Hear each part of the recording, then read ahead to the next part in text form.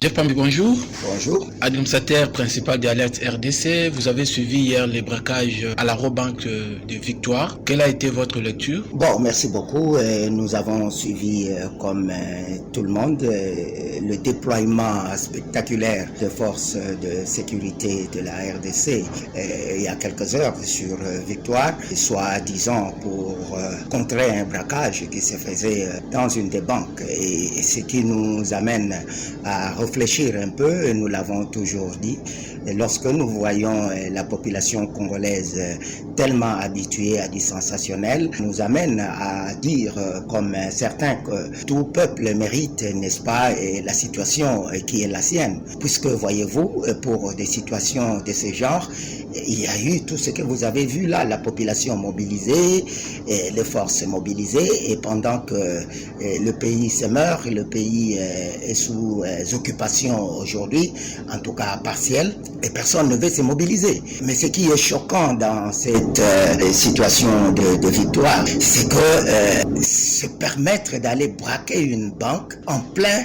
victoire, où vous savez que vous avez zéro chance de vous en sortir, parce que même avant que les forces de sécurité ne se déploient pour vous neutraliser, les motards qui sont là, les Wewa, il y a toujours un embouteillage sur Victoire. Un braqueur sérieux, eh bien, je vois mal qu'il ait choisi Victoire, puisque nous avons encore frais en mémoire, n'est-ce pas? Le spectaculaire, encore une fois, scénario de Malanda, qui est parti d'une distance de chez M. Caméré jusqu'au Palais de la Nation, avant même d'entrer dans le Palais de la Nation, sans même qu'il ne soit inquiété. Et nous avons encore fait en mémoire la scène de l'arrestation très spectaculaire de Mende Omalanga, avec le diamant qui a disparu. Jusqu'aujourd'hui, personne n'en parle. Est-ce qu'on n'est pas poussé de croire que c'est toujours ce à quoi le peuple congolais est friand qu'on lui offre? Donc le spectacle parce que jusque-là, il n'y a rien jusqu'ici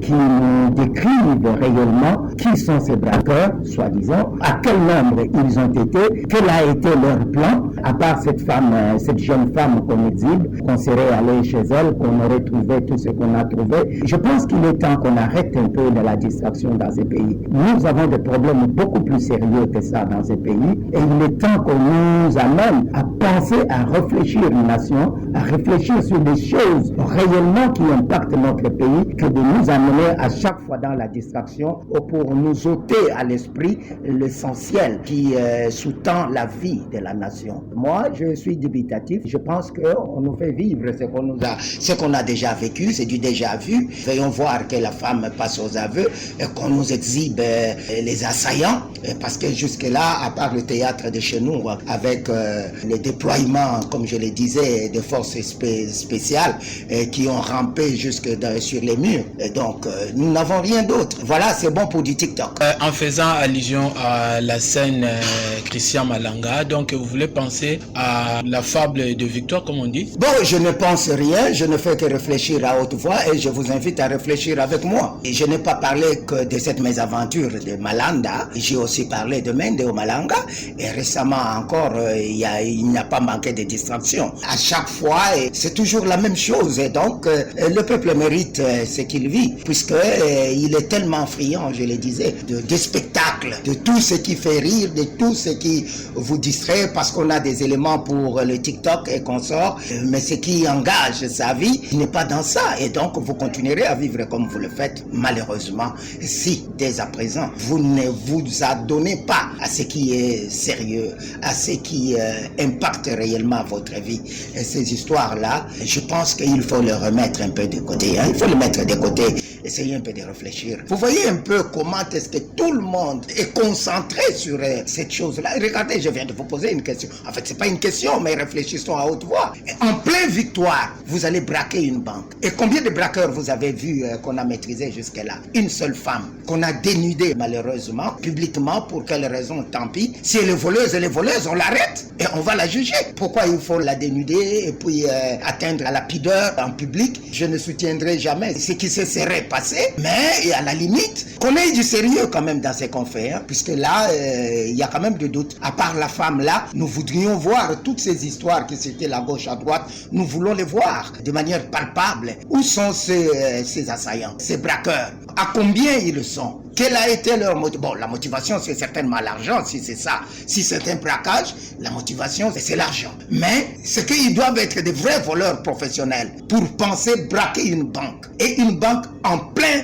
Victoire, c'est-à-dire une grande place où c'est plein de monde, il n'y a même pas de possibilité de vous échapper, même si la police n'arrive pas à temps, en tout cas, le public vous maîtrisera. Et ils ont jugé, donc parlons des choses sérieuses. Les cas de braquage se multiplient à Kinshasa. S'il faut maintenant voir, vous avez parlé de nos forces d'intervention, s'il faut parler de la compétence de nos forces d'intervention, est-ce que vous estimez que nous avons quand même des forces qui peuvent faire quelque chose? L'insécurité est grandissante dans nos villes et sur toute l'étendue de la République, de manière globale. Et nos forces de sécurité ont besoin que le gouvernement puisse mettre toutes les énergies nécessaires dans leur formation et dans leur équipement. Parce que vous pouvez avoir de l'équipement, si vous n'avez pas la formation nécessaire, eh bien ça ne donne rien. Ou alors l'inverse, et ça ne donnera toujours rien. Donc avec ce que nous vivons dans nos villes et à Kinshasa en particulier, il y a de quoi s'inquiéter, c'est-à-dire que l'insécurité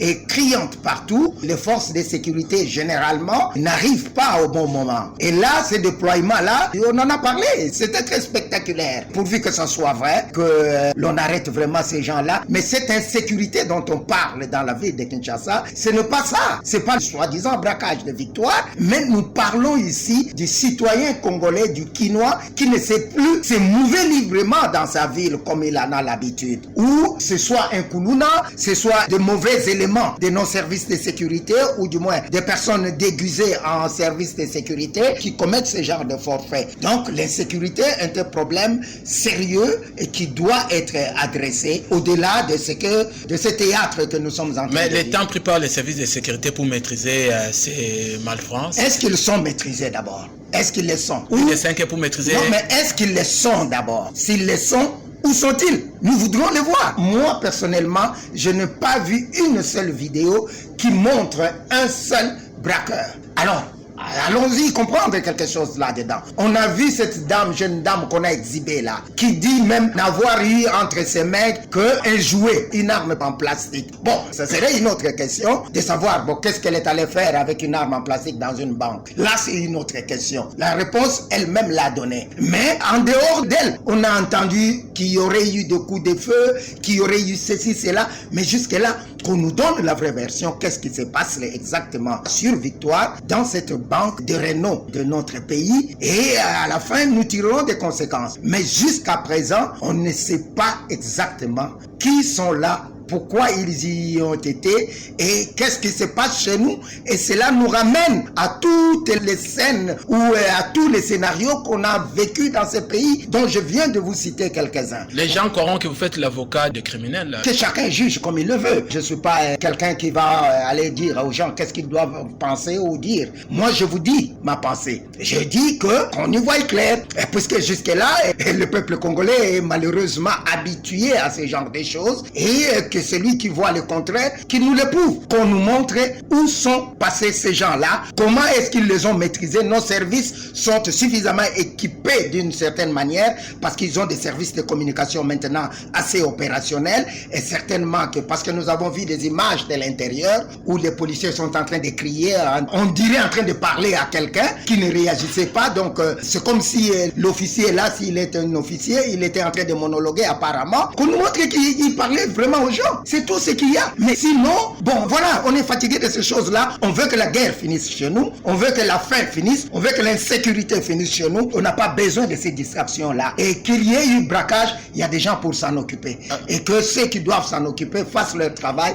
Nous, notre devoir, c'est de veiller à ce que la paix revienne dans notre pays et que nos citoyens mouvent tranquillement, calmement partout où ils sont, parce que le contribuable congolais paye pour que certaines personnes fassent leur travail. Dernière question, Jeff Fambi, par rapport à ce qui s'est passé hier sur Place Victoire. Parlant du niveau de nos forces de sécurité, vous avez vu un policier qui rampait, qui fait même l'objet de plusieurs moqueries sur la place publique. Comment vous pouvez qualifier les niveaux, ne pas parler de ces policiers-là, mais les niveaux de nos forces de sécurité? Pas par ça qu'on juge le niveau de nos forces, mais je parlais de déploiement spectaculaire, n'est-ce pas? Il fallait comprendre ça. Et spectaculaire dans tous les sens, et tout peuple mérite et la vie qu'il mène. Les policiers avaient droit de ramper.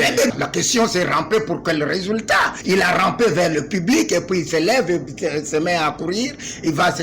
Bon voilà, en fait, c'est justement ça le problème. On sait que le Congolais aime ce genre de choses, on lui donne ce qu'il veut, qu'il aime. Et si Alerte RDC et la société civile tiraient la sonnette d'alarme et lançaient un appel pour dire venez sur Victoire, nous allons parler de la situation du Congo, il n'y aurait personne, on aurait compté les gens. Et mais voilà qu'il y a eu un spectacle, et bien puisque le Congolais aime le spectacle, on vous sert, c'est dont vous êtes friand. Je dois le dire en quelle langue comprenne qui peut. Merci beaucoup, Jeff Pambi. Je vous remercie aussi.